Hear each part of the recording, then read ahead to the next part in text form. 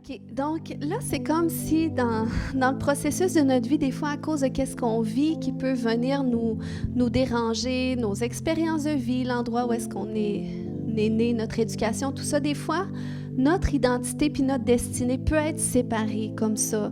Notre identité peut être fragmentée, mais le Seigneur nous appelle à cet endroit où est-ce que notre identité va être remise en alignement avec notre destinée. Puis pour ça, souvent, on a besoin de passer par des processus de guérison, de transformation, de renouvellement par le Seigneur.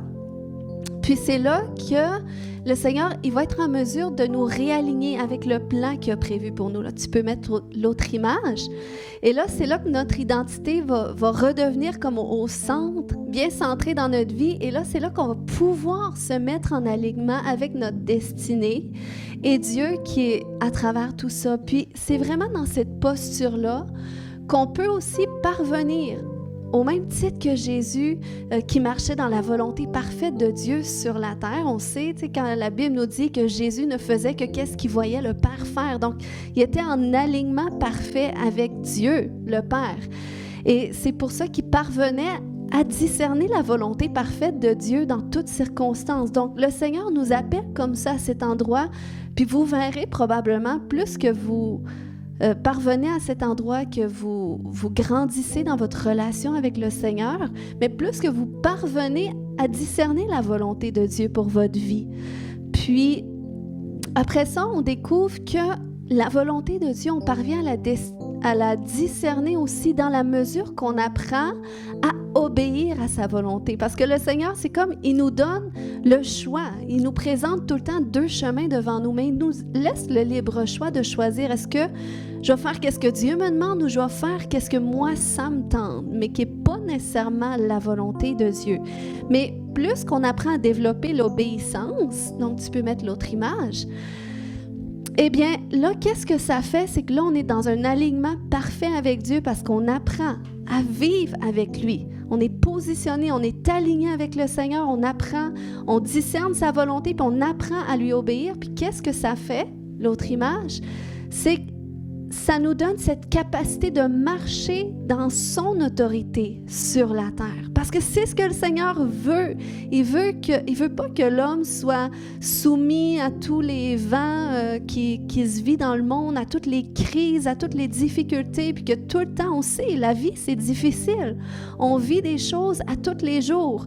Mais quand tu rencontres le Seigneur Jésus, puis qu'il vient au centre de ta vie, puis qu'il t'amène dans ce processus-là de restauration de ton identité, puis de ta destinée en lui, c'est là que tu apprends à découvrir sa volonté pour ta vie. Tu apprends aussi à faire sa volonté parce que, tu sais, l'obéissance, c'est un fruit de la révélation de son amour pour nous qui nous amène aussi une confiance en lui.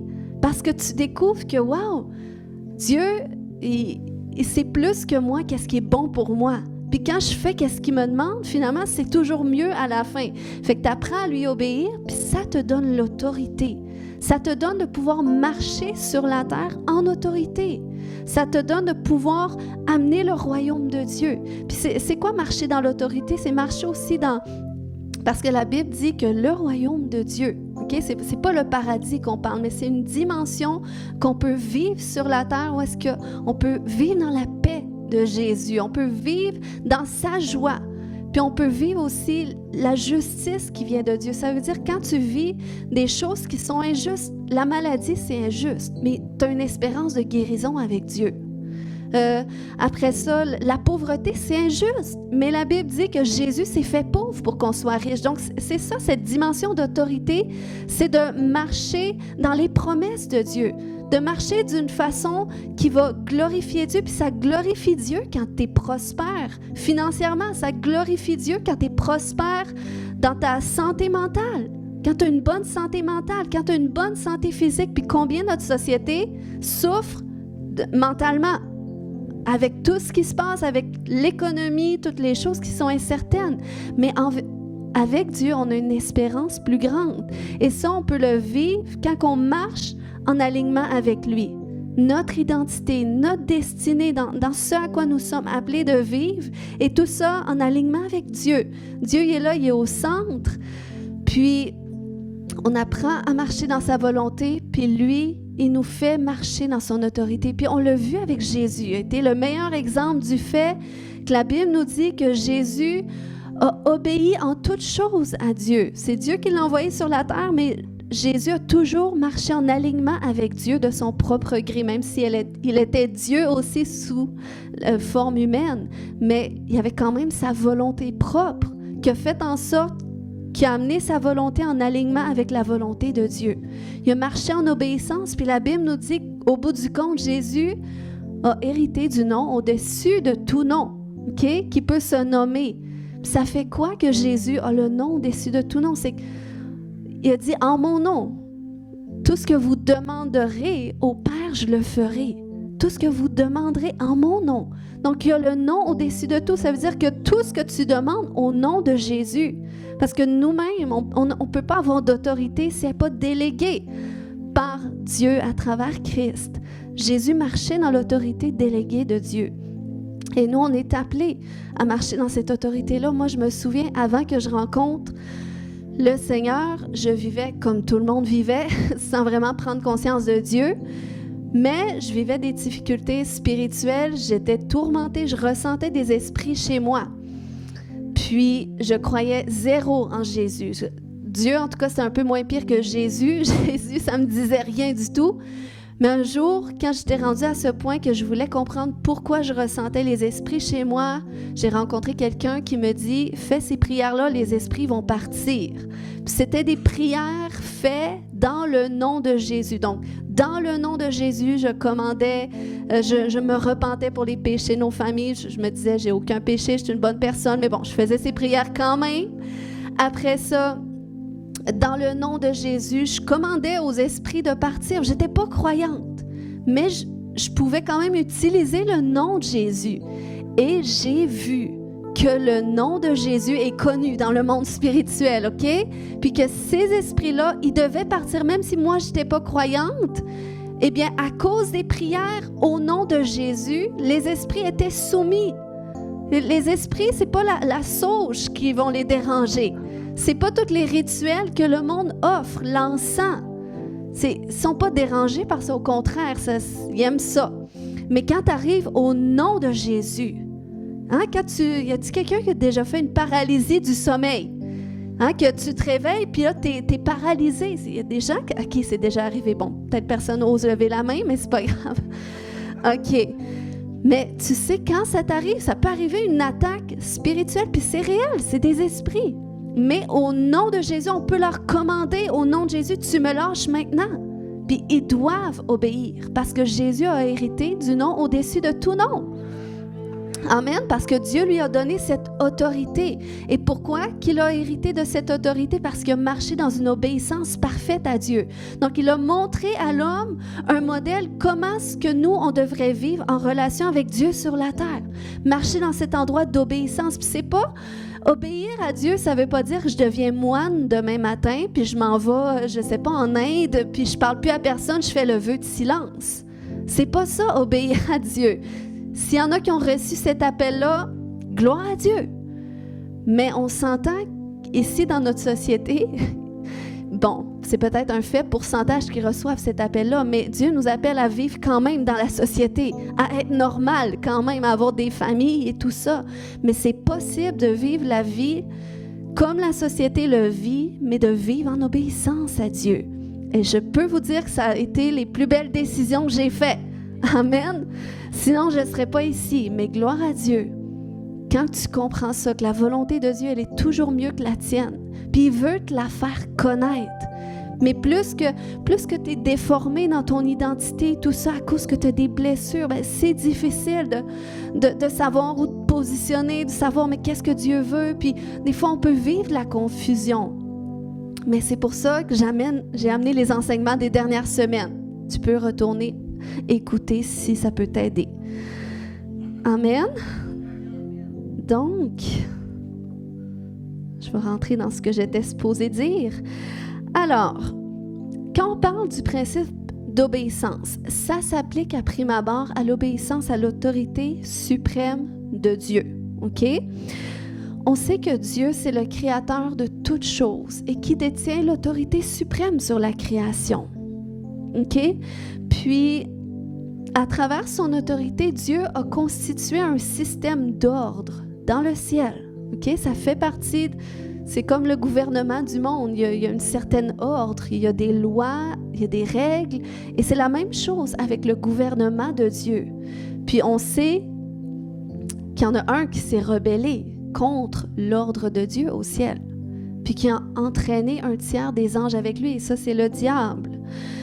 Donc, malgré ça, Dieu, quand il a créé la terre et ce qu'elle contient et qu'il a mis l'homme sur la terre, eh bien, il a aussi établi sur la terre ce concept d'ordre à respecter. OK? Puis c'est logique. Quand tu prends l'exemple là, si tu, mettons un objet comme ça, la personne qui a créé cet objet-là, eh bien, chaque pièce est positionnée dans un ordre qui est défini dans un manuel. Puis si quelqu'un se met à essayer de démonter cet objet-là pour le remonter, mais qui remet les pièces tout croche, de la façon que ça lui tente, sans suivre le manuel, on s'entend qu'à la fin, probablement que ça ne réouvrira pas, puis ça ne fonctionnera pas. Donc, c'est logique que Dieu, en tant que créateur, eh bien, il y avait une pensée en lui quand il a conçu l'homme d'une certaine façon, puis il y avait une pensée dans son... Il y avait un but associé au fait de créer l'homme puis de le mettre sur la terre. Puis, c'est pour ça que quand Dieu a créé le premier être humain, Adam et ensuite Ève, eh bien, il leur avait dit quoi faire dans le jardin. Il avait dit de cultiver le jardin, il avait dit à Adam de donner des noms à tous les animaux, tout ça. Donc, il avait donné une certaine ordre, comment faire les choses.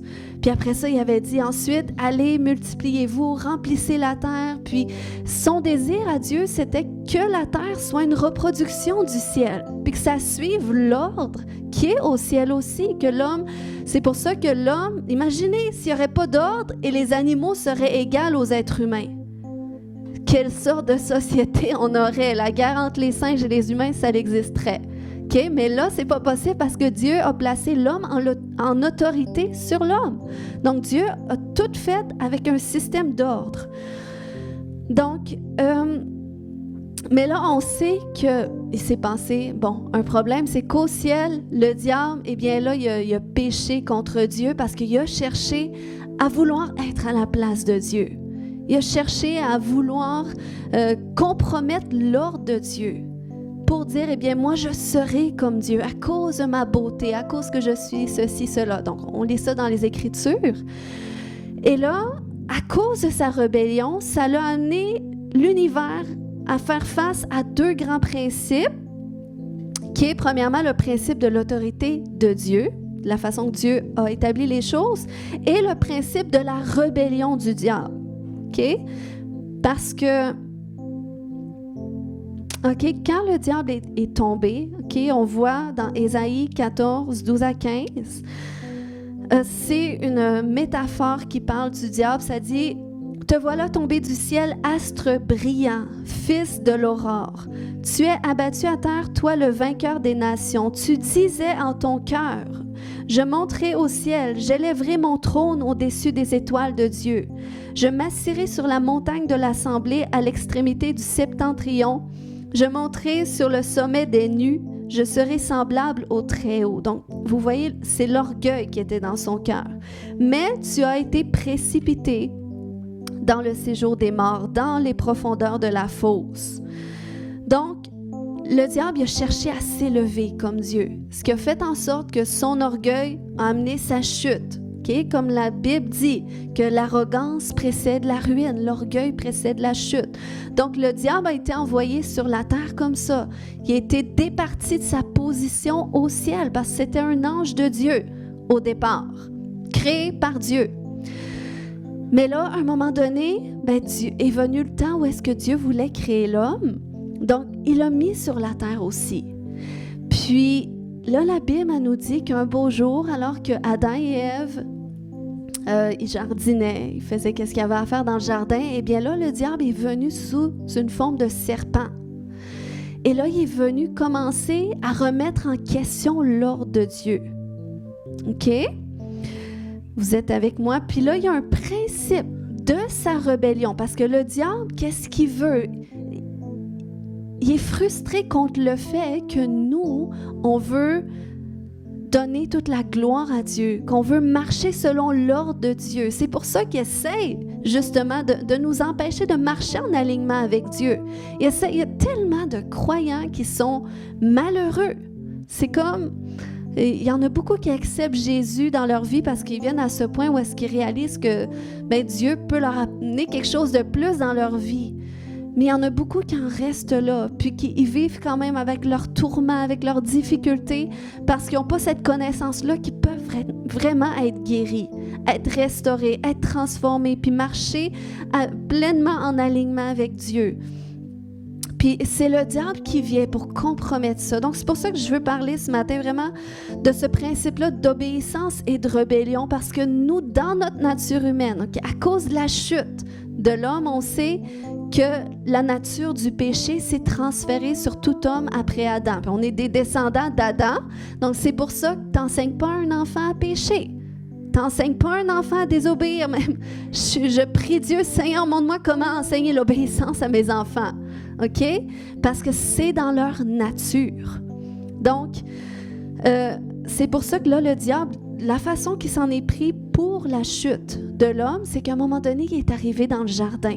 Et là, il a amené ce principe-là, okay? Ce principe de rébellion qui est l'auto-exaltation, qui dit « je suis meilleur ». Donc, c'est important qu'on en prenne conscience parce que nous aussi, dans notre nature, c'est des principes qui peuvent être imprégnés en nous-mêmes, qui sont naturellement imprégnés en nous-mêmes. Peut-être plus fort chez certaines personnes que pour d'autres, mais c'est important de sonder nos cœurs. Donc, ce principe d'auto-exaltation qui dit « je suis meilleur, je donnerai les ordres ». Hein? Est-ce que ça arrive des fois? Levez pas la main, mais est-ce que ça arrive des fois, tu es dans des situations, puis tu vois d'autres personnes faire des choses et tu te dis donc, moi, je serais meilleure qu'elle. Mais attention, c'est pas nécessairement une bonne pensée à avoir, OK? Donc, là, ce beau jour-là, où est-ce qu'Adam et Ève étaient dans le jardin, tout ça, tout semblait comme chaque jour, eh bien là, il y a le serpent qui se pointe. Puis, il commence à remettre en question qu'est-ce que Dieu avait dit. Il remet en question l'ordre, l'autorité de Dieu. OK? Ça dit dans Genèse 3, 1 à 6, on va retourner lire. Donc, ça dit, le serpent était le plus rusé de tous les animaux des champs que l'Éternel avait fait. Il dit à la femme, Dieu a-t-il réellement dit, vous ne mangerez pas de tous les arbres du jardin? Et la femme répondit au serpent, nous mangeons du fruit des arbres du jardin. Mais quant au fruit de l'arbre qui est au milieu du jardin, Dieu a dit, vous n'en mangerez point et vous n'y toucherez point, de peur que vous mouriez. Donc, c'était une règle que Dieu avait donnée. Alors le serpent dit à la femme, vous ne mourrez point. OK? Mais Dieu sait que le jour où vous en mangerez, vos yeux s'ouvriront et que vous serez comme des dieux, connaissant le bien et le mal. J'aurais rajouté au verset 6, tout d'un coup, la femme vit que l'arbre était bon à manger et agréable à la vue. Donc vous voyez comment ce qui est venu séduire et qu'il était précieux pour ouvrir l'intelligence. Elle prit de son fruit et en mangea. Elle en donna aussi à son mari qui était auprès d'elle et il en mangea. Donc, vous voyez, Ève, elle a compromis l'autorité, non seulement l'autorité de Dieu, mais aussi de son mari. Parce qu'elle était aussi positionnée dans un alignement où elle devait aussi obéir à son mari. Mais elle a pas considéré leur autorité. Et après ça, c'est là que sa vision du fruit a changé à cause de la désobéissance. OK? C'est une forme de rébellion. Elle a ouvert la porte à la rébellion. À cause du mensonge et l'ennemi, finalement, elle a dit, c'est vrai que finalement, il y a de l'air bon, ce fruit-là. Je vais écouter. Puis elle en a donné à son mari. Et quand on décide de faire qu'est-ce qu'on veut, en dépit de la volonté de Dieu. Ça l'égale de la rébellion. OK? Puis ça a été la naissance de l'humanisme. Ce principe-là qui évoque l'aspect que l'homme est comme Dieu, que l'homme est en supériorité sur tout. Et j'ai été à cet endroit-là aussi, de croire que j'étais mon Dieu. Mais malheureusement, en tant que mon Dieu, je ne suis jamais parvenue à me délivrer de mes péchés ni de mes tourments. OK? Merci Seigneur qui m'a montré que c'était lui qui était Dieu. Donc, c'est là qu'à travers ça, on voit l'institution d'un autre principe qui est la volonté propre, qui dit « je suis meilleur, je sais ce qui est le mieux pour moi ». Okay? Il faut comprendre que l'obéissance, ça commence par la volonté de Dieu, tandis que la rébellion, ça commence par notre volonté propre. Ici, je vais vous lire un livre l'extrait d'un livre de Watchman Nee, Autorité spirituelle, qui dit « La chute de l'homme est due à la désobéissance à l'autorité de Dieu. Se rebeller contre l'autorité représentée de Dieu, c'est se rebeller contre Dieu lui-même. Ève était non seulement sous l'autorité de Dieu, mais selon l'ordre de Dieu, également sous l'autorité d'Adam. Elle avait une double autorité à obéir. Les actions d'Ève n'étaient pas régies par l'obéissance, mais par sa propre volonté. Elle n'était pas soumise à l'ordre de Dieu et n'obéissait pas non plus à l'autorité de Dieu. Au lieu de cela, elle a pris sa propre décision. Toute action qui manque d'obéissance est une chute. Tout acte de désobéissance est une rébellion. Depuis la chute d'Adam, le désordre règne dans l'univers. Chacun pense être capable de distinguer le bien du mal et de juger ce qui est bien ou mal. Il semble savoir mieux que Dieu. Et ça, c'est la folie de la chute. Nous devons être délivrés d'une telle tromperie qui est de la rébellion. OK? Ça a l'air assez intense que ce que je vous partage ce matin, mais c'est quand même une réalité. Peut-être c'est pas comme ça qu'on le vit aujourd'hui, mais ça l'expose quand même des forteresses qui peuvent être dans notre cœur par rapport à Dieu et par rapport aux autorités aussi que Dieu place sur notre vie, parce que Dieu, il y a un ordre. Vous allez voir un petit peu plus loin. On voit une histoire dans la Bible où est-ce que on voit en opération la conséquence d'une volonté propre qui a été exercée en dehors de celle de Dieu. Donc, c'est l'histoire de Nadab, dites avec moi Nadab, et Abihu. OK? Un jour, ils ont décidé de faire un service dans la tente de la rencontre, ce lieu là où est-ce que le sacrificateur devait faire un service devant le Seigneur. Donc, il y avait un moment glorieux qui s'est passé dans Lévitique 9, 23, 24. Ça dit que Moïse et Aaron entrèrent dans la tente de la rencontre, puis ils ressortirent et bénirent le peuple. Alors la gloire de l'Éternel apparut à tout le peuple. Une flamme jaillit devant l'Éternel et consuma l'holocauste et les graisses sur l'autel, qui était comme une offrande à Dieu. À cette vue, tout le peuple poussa des cris de joie et se jeta face contre terre. Donc, c'était vraiment un moment glorieux où est-ce qu'ils ont offert une offrande à Dieu comme ça, à travers un animal. C'est plus ça qu'on fait aujourd'hui. Mais c'était quand même une offrande à cette époque-là. Et là, le feu a consumé de lui-même l'holocauste. Et là, la gloire de Dieu est descendue. Donc, tout le peuple était dans la joie. C'était vraiment un moment glorieux. Puis là, il faut comprendre que c'était Aaron, le sacrificateur. C'était l'homme qui était mandaté pour faire ce service devant le Seigneur. Mais les fils d'Aaron ont jugé bon de reproduire qu'est-ce que leur père a fait. Ils ont dit, écoute, si papa l'a fait, nous aussi, on veut voir la gloire de Dieu comme ça.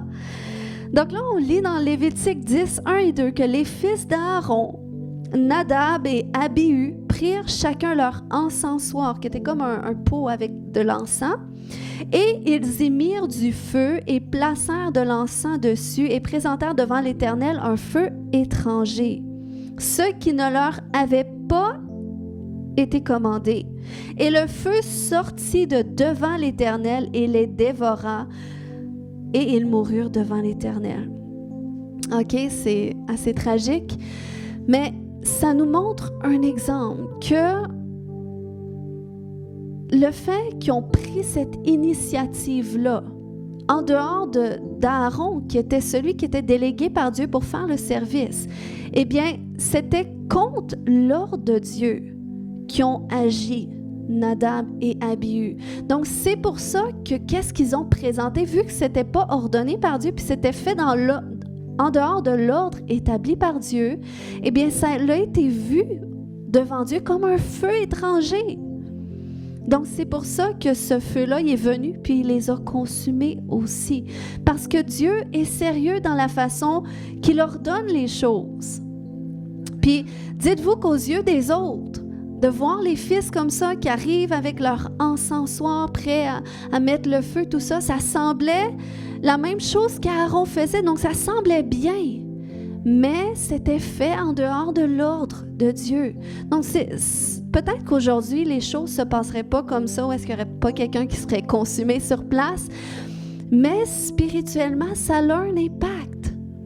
Parce que Dieu, sur la terre, il travaille avec l'homme, puis il délègue son autorité à des hommes et à des femmes pour accomplir ses plans. Puis même au sein de la société, Dieu peut établir des gouvernements, des gens d'autorité. C'est pour ça qu'il dit même d'être en soumission aux autorités, de les respecter, leur donner l'honneur qui est dû, le respect qui est dû parce qu'ils sont en position d'autorité. Donc, Dieu délègue son autorité même pour son service.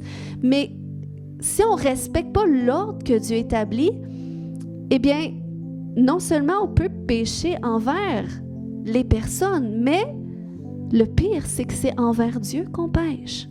Donc, c'est là de l'importance de ne pas être... de sonder nos cœurs à savoir qu'est-ce que je veux entreprendre. Est-ce que c'est vraiment Dieu qui me le demande ou c'est moi? Parce que est-ce qu'on veut amener un feu étranger? On peut être zélé pour Dieu, vouloir faire plein de choses. Mais est-ce que c'est Dieu qui est derrière? Puis ça nous amène simplement une conscience, une plus grande conscience de vouloir demander à Dieu c'est quoi qu'il veut, son conseil, sa sagesse dans nos circonstances. Puis on n'est pas parfait. Puis on peut se tromper, mais le fait que déjà, si tu oses demander à Dieu, puis apprendre à être attentif à sa voix, Dieu honore ça, OK? Il voit nos cœurs, même si on est imparfait, il voit nos cœurs, OK? On sait que le roi Saül, son péché, il marchait dans la désobéissance à Dieu. Puis Dieu voyait son cœur qui était vraiment borné à vouloir plaire aux gens. Et ne pas être prêt à attendre l'ordre de Dieu à travers le prophète Samuel que Dieu avait délégué comme autorité. Donc, il faisait toujours ce que bon lui semblait. Puis on sait que David, qui a été établi par la suite comme roi, il était imparfait, il a péché, il a fait des choses graves. Mais la Bible nous dit quand même que c'était l'homme selon le cœur de Dieu. Parce que même s'il était imparfait, il était capable d'admettre ses fautes. Puis il cherchait le cœur de Dieu. Et là où est-ce qu'il se rendait compte, Seigneur, je suis vraiment agi avec stupidité sans aller vers toi pour savoir qu'est-ce que tu voulais. Eh bien, il se repentait. Puis c'est ça, être selon le cœur de Dieu. Amen? OK. Donc, c'est important de réaliser, OK, que Dieu établit un ordre sur la terre. Puis là, je vais rentrer un petit peu dans ça. On sait que, peut-être vous ne savez pas, mais Dieu, OK, lorsque Jésus est venu sur la terre, il est venu manifester que le royaume de Dieu était là, qu'il était accessible. Et que, comment est-ce qu'il l'a manifesté? C'est à travers les miracles que les gens vivaient. C'est impossible de vivre des miracles humainement. OK? Il n'y a que Dieu qui peut guérir, délivrer une personne, restaurer sans traitement humain, OK? C'est des miracles que Dieu fait. Donc, Jésus est venu établir le royaume de Dieu à travers cette obéissance-là qu'il a exprimée. Puis, après ça, Jésus a mandaté l'Église, OK? Pour aller continuer de faire qu'est-ce que Jésus est venu faire sur la terre. OK? Son Église, on ne parle pas d'un bâtiment. Okay? On parle de personnes parce que l'Église, c'est un corps de personnes. Donc, c'est pour ça que le royaume de Dieu sur la terre est administré par l'Église, par ceux qui forment ce corps de croyants. Okay? Si on voit ça dans Éphésiens 1, 22, 23 qui dit que Dieu, ça dit il, en parlant de Dieu, il a tout mis sous ses pieds, sous les pieds de Jésus. Et il l'a donné pour chef suprême à l'Église, qui est son corps, la plénitude de celui qui remplit tout en tous. OK? Donc, l'Église, c'est le corps de Jésus sur la terre. Donc, quand on est en alignement avec lui, que lui est à la tête, c'est là qu'on peut continuer de faire qu'est-ce que lui, il a fait lorsqu'il était sur la terre. Puis son Église, elle est composée de personnes, puis c'est pour ça que Dieu délègue son autorité aux hommes. Donc, Dieu a besoin des hommes et des femmes pour accomplir sa volonté. Puis de la façon que ça fonctionne dans le royaume de Dieu, c'est que c'est Dieu qui appelle. C'est Dieu qui positionne, c'est Dieu qui choisit, c'est Dieu qui établit.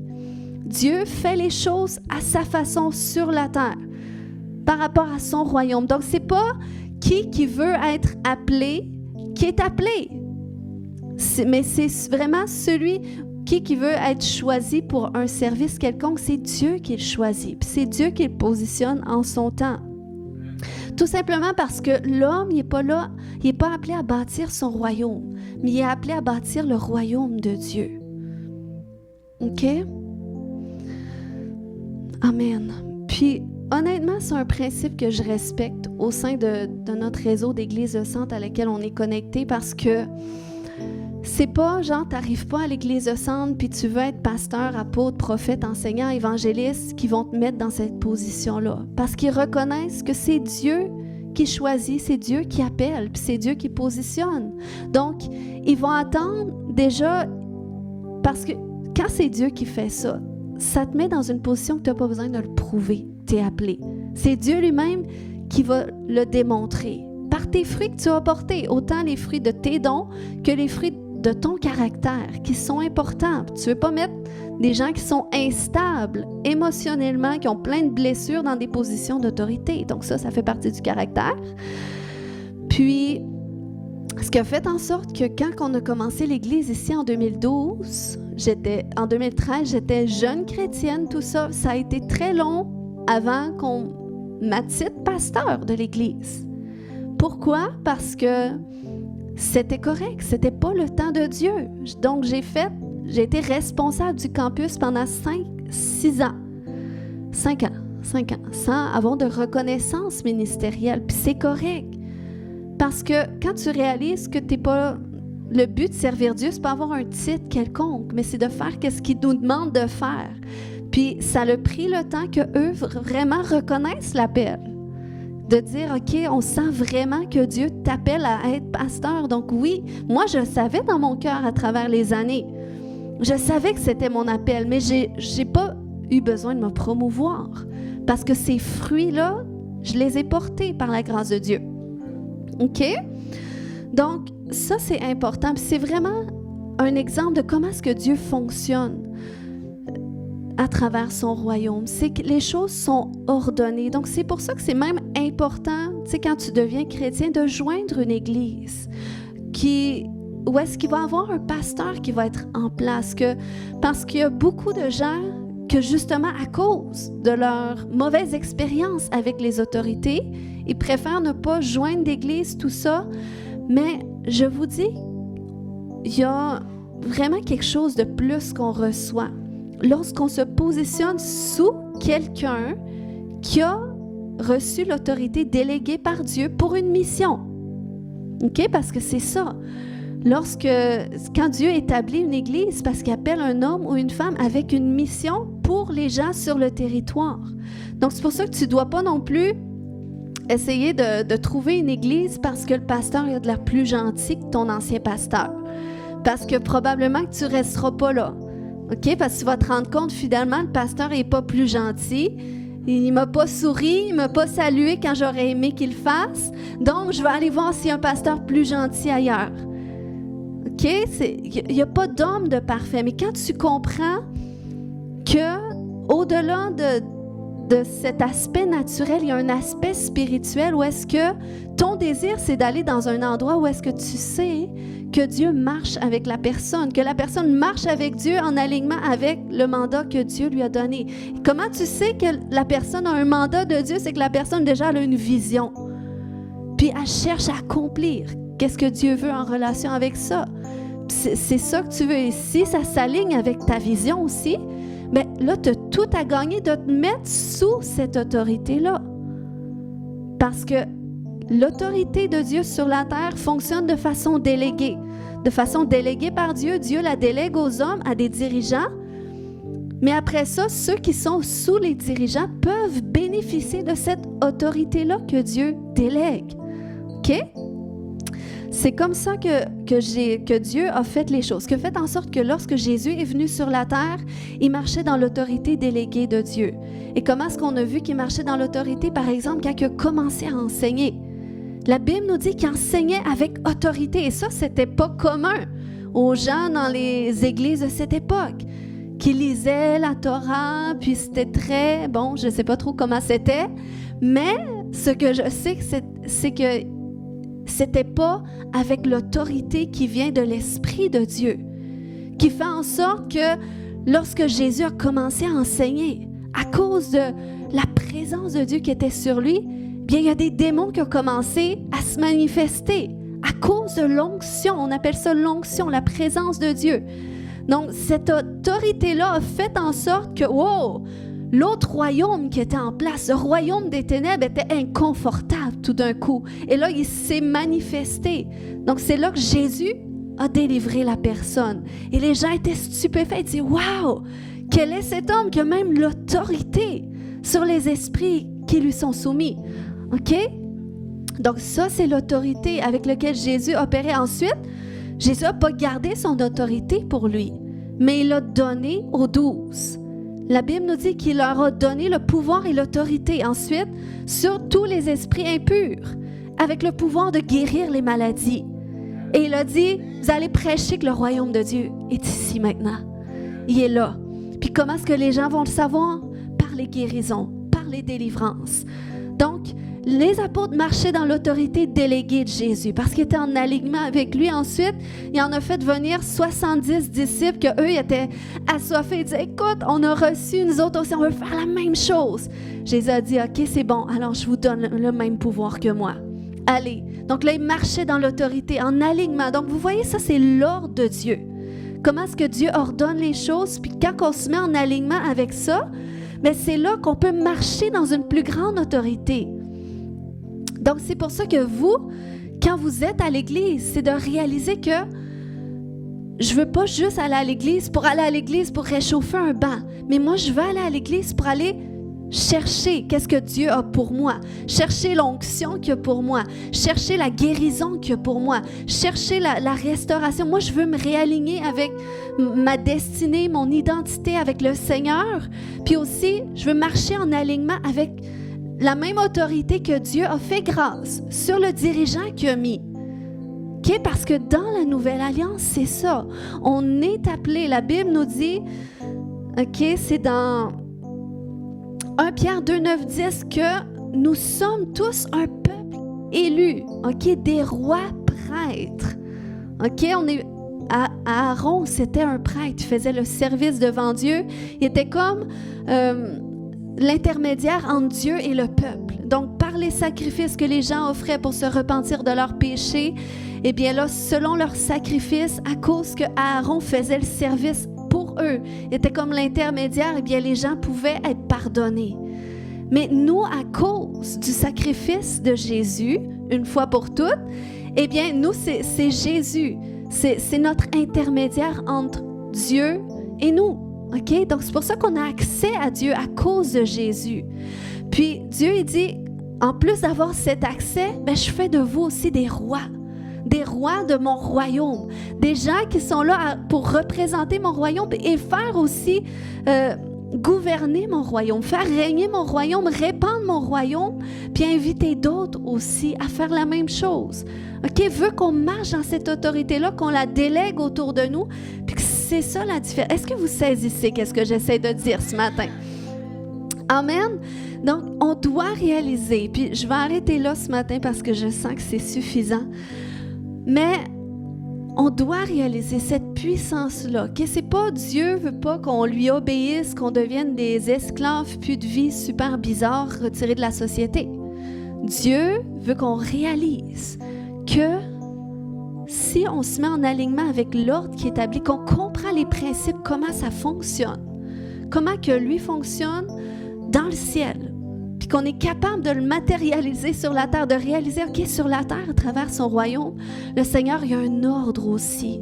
Puis je ne veux pas marcher dans les principes du diable d'auto-exaltation, que je me crois meilleur que tout le monde, que j'ai besoin de personne. Ces principes-là ou ces principes que moi, je me fais assez confiance. Si moi, j'ai décidé de ne pas faire ça ou de faire ça parce que ça me tente, c'est correct.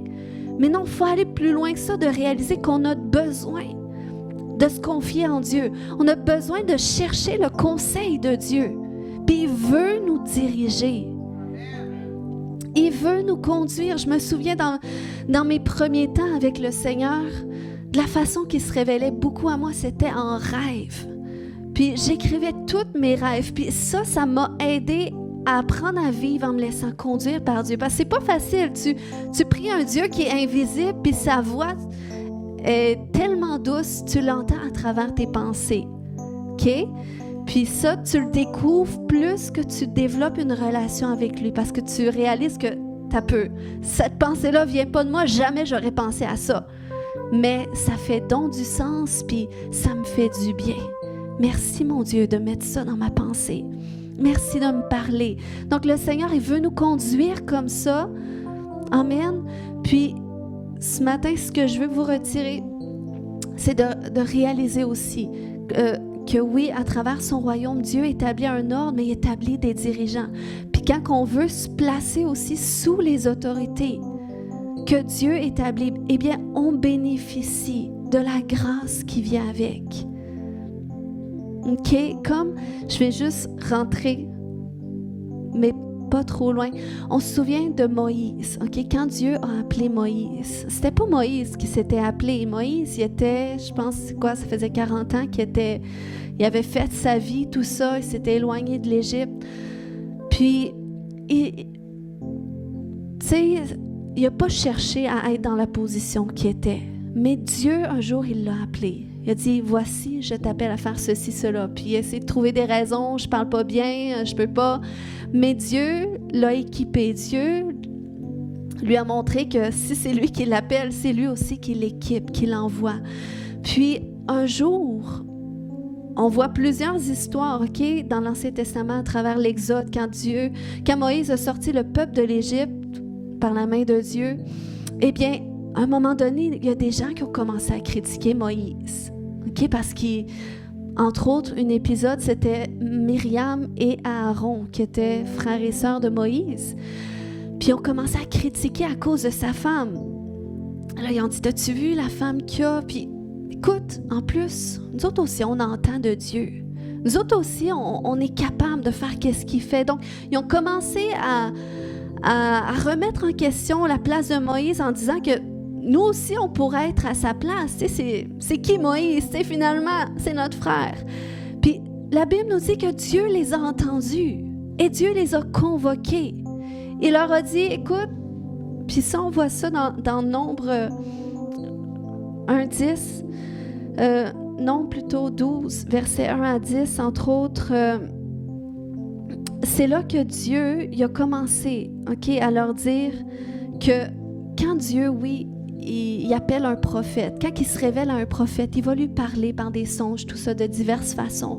Mais avec Moïse, c'était différent. Il y avait une relation particulière avec Moïse. Et Dieu les a repris finalement à cause de leur comportement qui était critique, leur comportement de jugement envers Moïse. Pourquoi Dieu les a repris de cette façon puis que Myriam a fini avec la lèpre pendant une semaine parce que Dieu a fait grâce? Eh bien, c'est parce que le fait qu'ils ont remis en question l'autorité de Moïse, eh bien, c'est contre l'ordre de Dieu qu'ils ont péché. Ils ont cherché justement à remettre en question l'ordre que Dieu avait établi. Ils ont regardé avec leurs yeux naturels plutôt que de voir spirituellement que c'est Dieu qui l'a appelé. Donc, si on marche en alignement avec, oui, on peut aussi être prophétique, on peut entendre de Dieu. Mais le fait de réaliser que Dieu est avec lui, bien, ça va nous bénir. Ça va nous permettre, nous aussi, de pouvoir marcher en alignement avec l'ordre de Dieu, puis être bénis de ça. OK? Donc, j'arrête là ce matin. Est-ce qu'on peut se lever ensemble? On va prier. Amen.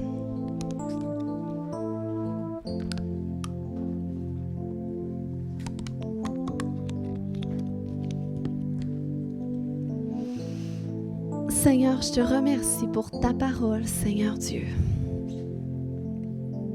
Je te remercie pour ta parole qui est la vérité, Seigneur. Et tu veux nous parler au moyen de ta parole, Seigneur Dieu. Tu veux nous enseigner tes principes. Tu veux nous montrer comment tu fonctionnes pour qu'on puisse marcher en alignement avec toi. Puis qu'on puisse être bénis de ça.